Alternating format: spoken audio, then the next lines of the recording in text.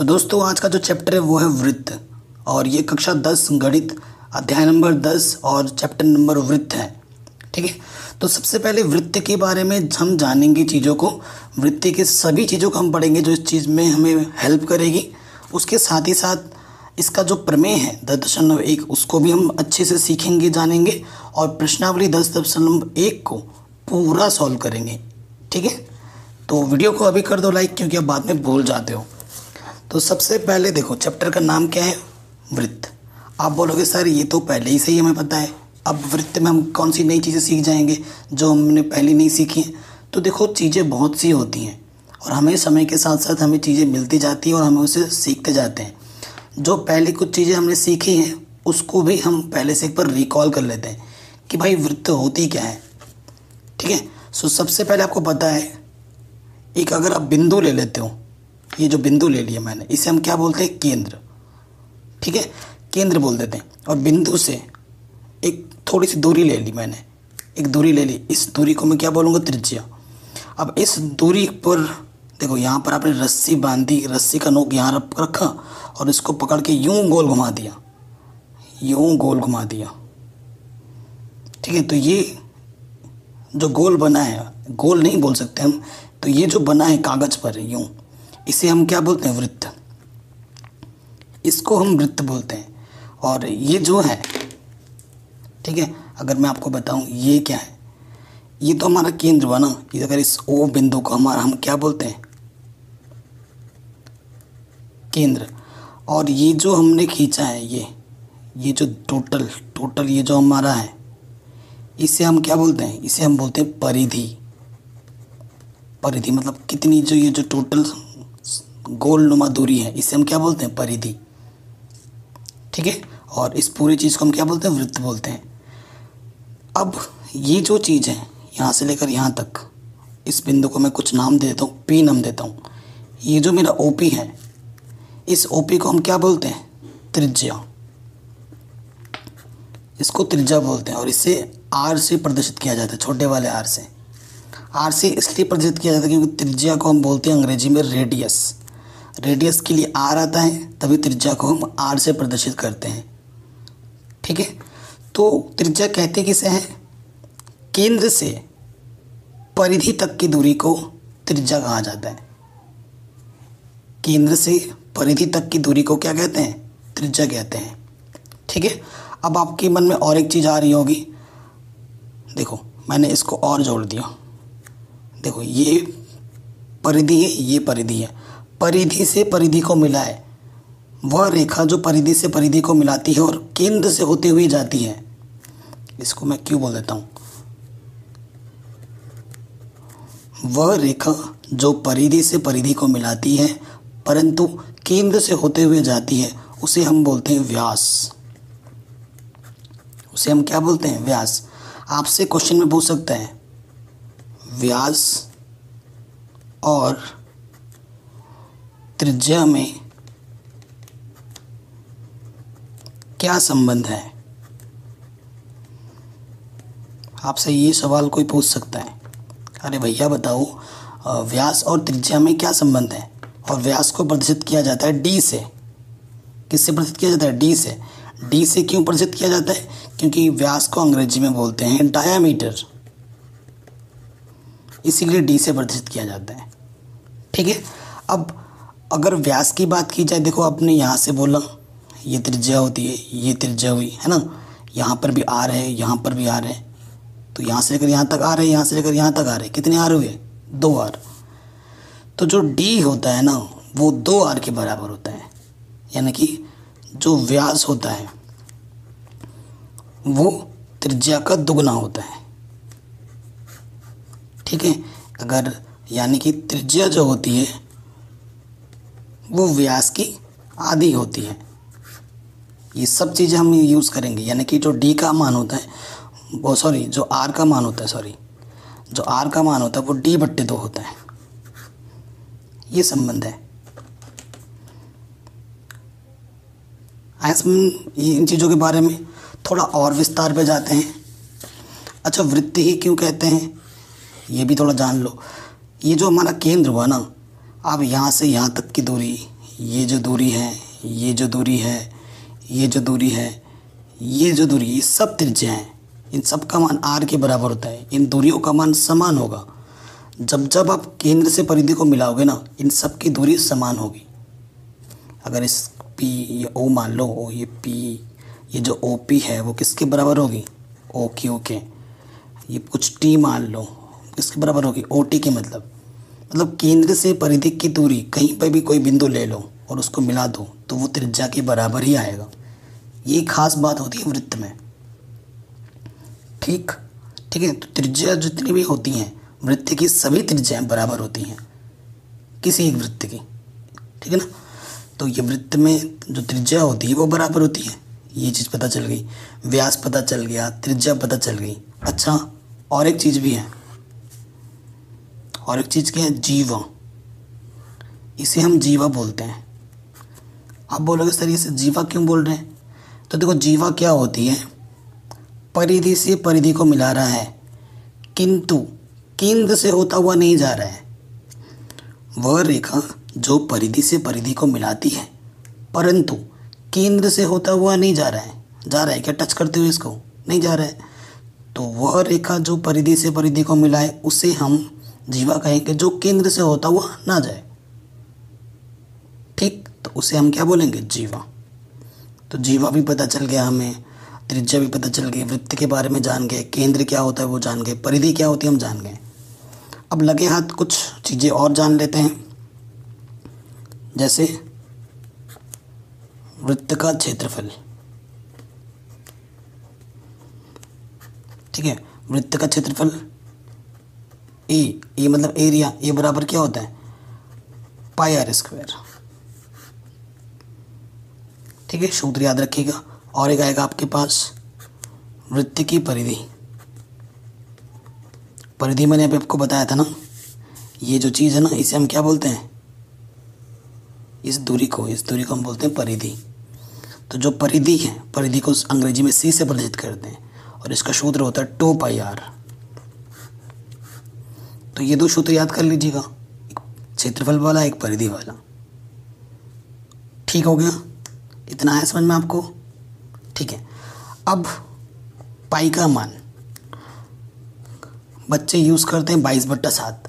जब तक बोला ना जाए तब तक आपको 22/7 यूज़ नहीं करना है। जब जो क्वेश्चन में बोला जाएगा आपको वही मान यूज़ करना है। पहले मैं आपको बताना चाहता हूँ, पाई एक अपरिमेय संख्या है, एक नंबर में आ सकता है। पाई क्या है? पाई अपरिमेय संख्या है। आप बोलोगे सर ये तो P/Q के रूप में लिखा है, तो आप इसे अपरिमेय संख्या कैसे बोल रहे हो? परिमेय संख्या तो सर P/Q के रूप में होती है। तो मैं बोलूँगा आप सही हो, लेकिन पाई का जब मान आप कैलकुलेटर में चेक करोगे ना तो ये अशांत है, मतलब ख़त्म नहीं होता, कभी भी चलता जाता है। तो जो अशांत होते हैं उसे हम क्या बोलते हैं? अपरिमेय संख्या बोलते हैं। और ये 22/7 जो है ना पाई का मान, ये फिक्स मान नहीं है। ठीक है, इसीलिए ये एक अपरिमेय संख्या है। परिमेय संख्या, अपरिमेय संख्या के बारे में चैप्टर नंबर 1 में मैंने डिटेल में बता रखा है, तो वहाँ से आप देख सकते हैं। इतना कुछ हो गया। ठीक है, अब वृत्त के बारे में जो बेसिक चीज़ें वो हमने जान ली हैं। अब चैप्टर में जो चीज़ें आएंगी वो हम जान लेते हैं। जैसे कि स्पर्श रेखा। ये स्पर्श रेखा क्या है? नाम से ही स्पष्ट हो रहा है। स्पर्श का मतलब क्या होता है भाई? जैसे ये मेरा हाथ है, इसको मैंने टच किया, ये मैंने एक बार स्पर्श किया है ना, तो स्पर्श का मतलब छूते चला जाना, छू कर चला जाना। ये मेरा वृत्त है, ये एक रेखा आई और इसको एक बिंदु पे छू के चली गई। इसने एक ही किसी बिंदु पे छुआ है। तो स्पर्श रेखा क्या होती है?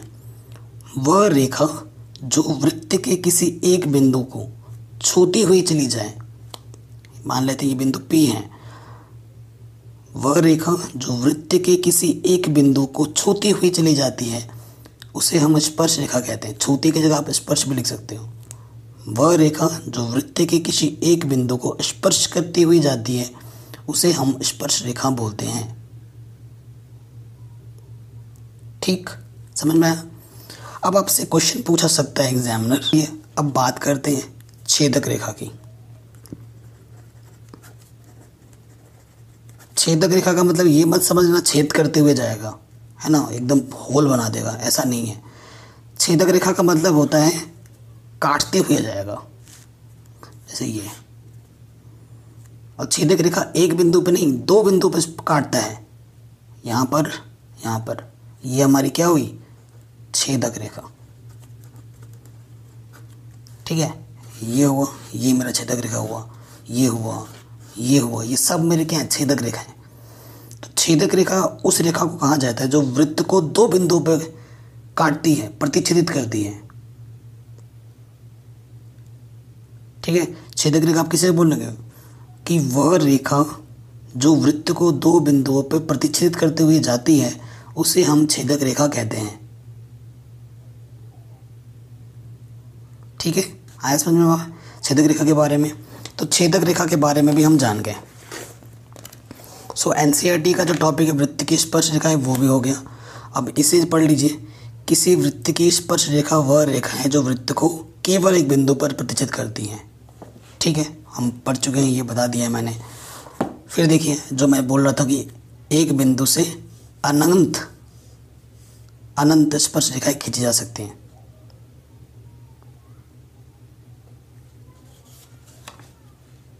ये पॉइंट आप नोट कर लेना, ब्लैक में जो लिखा है कि जो एक पॉइंट होता है ना, ये जो देखो जा रही है बीचों बीच, ये छेदक, ये स्पर्श रेखा नहीं है, ये तो हमारी छेदक रेखा हो गई। क्यों ना, क्योंकि एक पॉइंट दो पॉइंट पर कट कर रहा है। अगर सिर्फ एक ही बिंदु हमारे पास हो तो एक बिंदु से सिर्फ एक ही स्पर्श रेखाएं खींची जा सकती है। और यहाँ पे लिखा हुआ है, देखिए, वृत्त की एक बिंदु पर एक और केवल एक स्पर्श रेखा होती है। बाकी जो खींचने की कोशिश करोगे ना तो वो दो बिंदु पे कट जाएगा, दो तीन बिंदु पे कटेगा। जब दो या से ज़्यादा बिंदु पे कट करने लगे तो वो स्पर्श रेखा नहीं होगी, तब वो क्या हो जाएगी, छेदक रेखा। और हमसे क्या पूछ रहा है भाई, स्पर्श रेखा के बारे में। तो अगर एक बिंदु से कितने खींच सकते हैं, केवल एक स्पर्श रेखा खींची जा सकती है। और यहाँ पे लिखा हुआ भी यहाँ पे एनसीईआरटी में। अब आते हैं नेक्स्ट, यहाँ पर क्या बोल रहे हैं, किसी वृत्त की स्पर्श रेखा छेदक रेखा की एक विशिष्ट दशा है जब संगत जीवा के दोनों सिरे संपाती हो जाएं। ठीक, सो देखो, ये हमारा क्या है, ये वाली जो रेखा है एक बिंदु पर स्पर्श करती हुई गई है, ये जो पी डैश क्यू डैश है ये स्पर्श रेखा है। और ये वाली क्या है, ये हमारी छेदक रेखा है।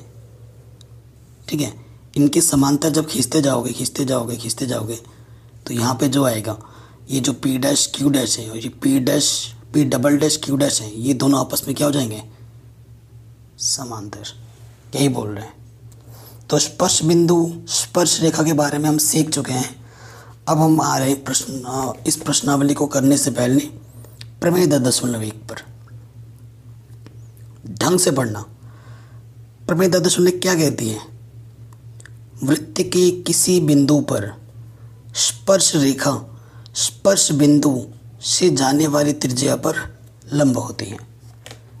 इसे आप अपनी कॉपी में लिख लेना। अब इसका मतलब मैं समझा दे रहा हूँ कि प्रमेय 10.1 का क्या मतलब है।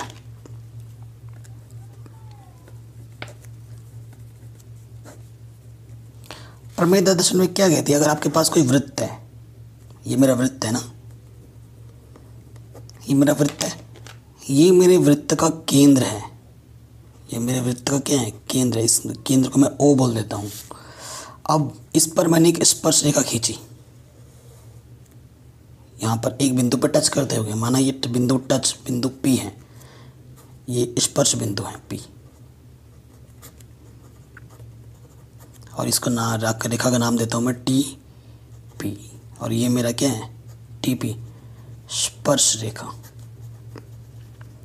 तो प्रमेय 10.1 क्या बोलती है कि अगर आपके पास कोई वृत्त है, उस पर कोई स्पर्श रेखा गई है एक बिंदु के छूते हुए, स्पर्श रेखा एक ही बिंदु छूते जाएगी, तो ये जो स्पर्श बिंदु होगा और ये जो केंद्र होगा, अगर उसको मिलाया जाता है, तो इस स्पर्श रेखा में और ये केंद्र से जो स्पर्श बिंदु को मिलाया गया है, ये जो रेखा बनेगी, इनके बीच जो कोण बनेगा वो हमेशा 90 डिग्री का होगा। लंब का मतलब 90 अंश का कोण। समझ में आया?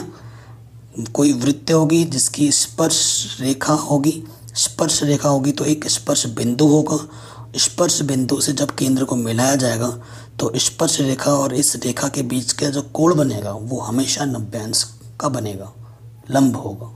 लंबों का मतलब होता है 90 डिग्री। ठीक, ये आपका चित्र बना हुआ है यहाँ से आप, ठीक है, इसको मैंने आराम से आसान भाषा में समझा दिए हैं। अब हम आते हैं हमारी प्रश्नावली 10.1 पर। तो प्रश्नावली 10.1 का पहला क्वेश्चन हमसे क्या पूछ रहा है, एक वृत्त की कितनी स्पर्श रेखाएं हो सकती हैं, ये हमारा प्रश्न है।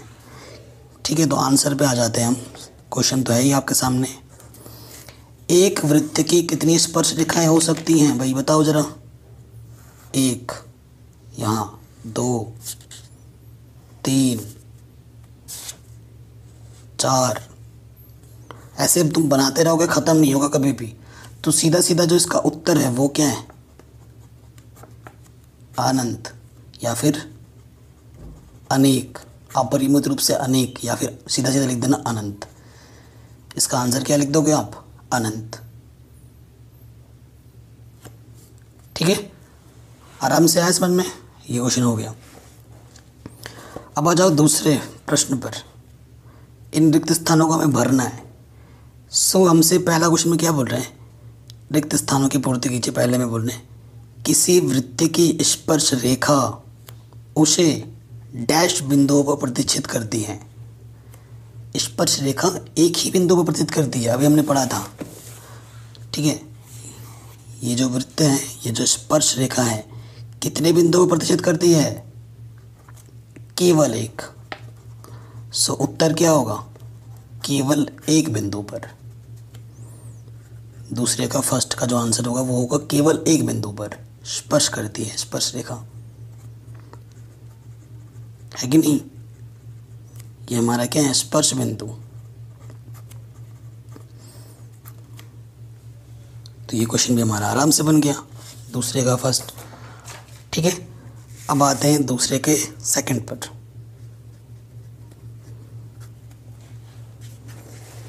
तो देखो दूसरे के सेकंड पे आ गए हम। क्या बोल रहे हैं, वृत्त को दो बिंदुओं पर प्रतिच्छेद करने वाली रेखा को हम क्या कहते हैं। अभी मैंने बताया था, दो बिंदु पर जब प्रतिच्छेद करेगा तो क्या बोलेंगे, वो तो छेदक रेखा, है ना। ये देखो, ये वृत्त है, दो बिंदुओं पर कट कर रहे हैं, एक यहाँ पर और यहाँ पर, तो ऐसी रेखा को हम क्या बोलते हैं, छेदक रेखा। तो दूसरे का जो आंसर होगा वो क्या होगा, छेदक रेखा। ठीक, समझ में आया। तीसरे पे आ जाऊं, कह रहे हैं एक वृत्त की डैश समांतर स्पर्श रेखाएं हो सकती हैं। एक वृत्त की कितनी समांतर रेखाएं हो सकती हैं, एक वृत्त की डैश समांतर, ये वर्ड स्पेशल है, स्पर्श रेखाएं हो सकती हैं।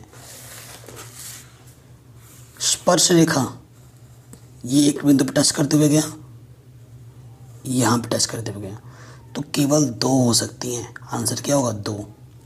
अगर आप तीसरा बनाने जाओगे तो यहाँ से अगर करते भी हो तो ये स्पर्श रेखा नहीं है, ये भाई क्या है, छेदक रेखा है।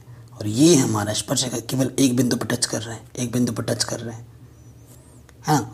तो एक वृत्त की अगर समांतर स्पर्श रेखाएं खींचनी है तो वो कितनी हो सकती हैं, दो।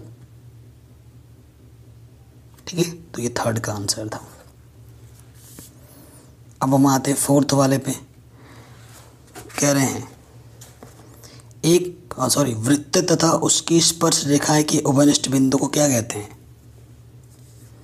वृत्त तथा उसकी स्पर्श रेखा के उभयनिष्ठ बिंदु को, उभयनिष्ठ का मतलब होता है जो दोनों पर हो।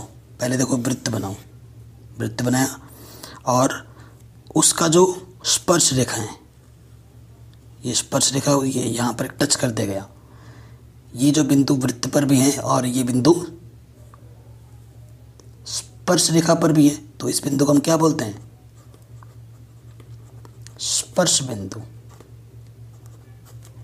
इसको क्या बोलते हैं, स्पर्श बिंदु। ये बिंदु यहाँ इस स्पर्श रेखा पर भी है और ये बिंदु वृत्त पर भी है, तो इन दोनों के जो उभयनिष्ठ बिंदु को हम क्या बोलते हैं, स्पर्श बिंदु। ये हमारा उत्तर होगा। तो 10.1 का जो क्वेश्चन नंबर 1 था 2 था वो हमने कर लिया है। चलिए थर्ड पर आते हैं।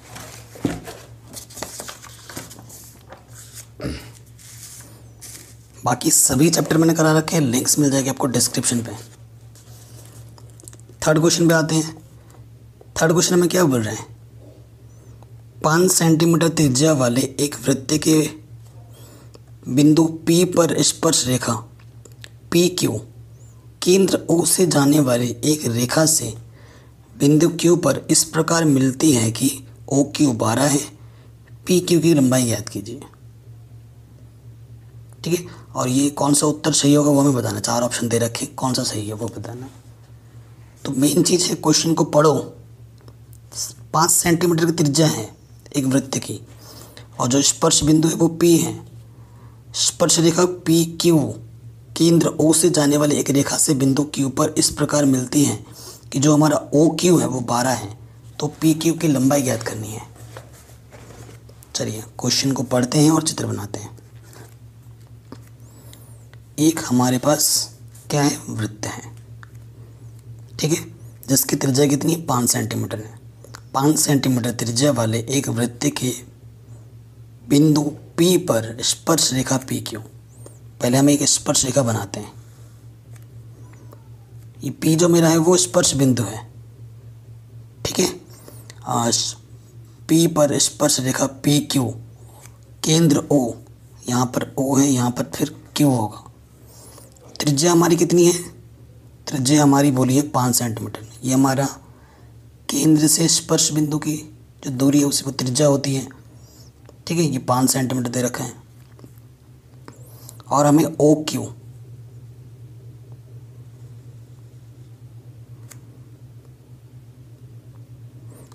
कितना दे रखा है, हमें 12,